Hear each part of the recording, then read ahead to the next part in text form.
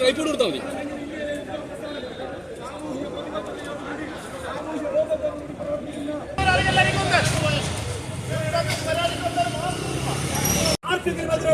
ഇതുപോലൊരു നടപടിയെടുക്കാൻ ഈ നാട് ഭരിക്കുന്ന ആളുകൾക്ക് ആർജവമുണ്ടോ?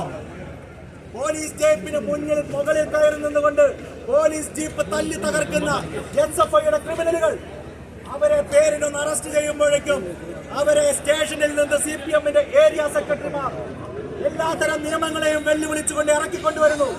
അവർക്കെതിരെയും പേരിന് കേസെടുക്കുന്നുണ്ട്, പക്ഷെ അറസ്റ്റ് ഉണ്ടാവുന്നില്ല. ഇതാണ് ഇരട്ട നീതി. ഇരട്ട ചെങ്കണ്ടെ എന്ന് അവകാശപ്പെടുന്ന നമ്പർ 1 പേടിത്തൊണ്ടൻ ഇരട്ട നീതിയോടെ ഇവിടെ നടപ്പാക്കുന്നത് എന്ന് വിളിച്ചു പറയാൻ ഞങ്ങൾക്കൊരു മടിയുമില്ല.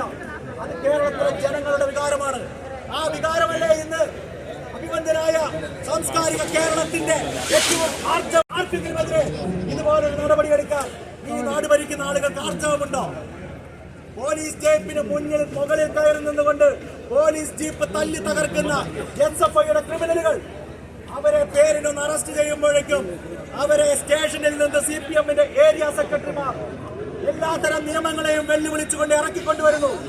അവർക്കെതിരെയും പേരിന് കേസെടുക്കുന്നുണ്ട്, പക്ഷെ അറസ്റ്റ് ഉണ്ടാവുന്നില്ല. ഇതാണ് ഇരട്ട നീതി. ഇരട്ട ചെങ്കണ്ടെ എന്ന് അവകാശപ്പെടുന്ന നമ്പർ 1 പേടിത്തൊണ്ടൻ ഇരട്ട നീതിയോടെ ഇവിടെ നടപ്പാക്കുന്നത് എന്ന് വിളിച്ചു പറയാൻ ഞങ്ങൾക്കൊരു മടിയുമില്ല.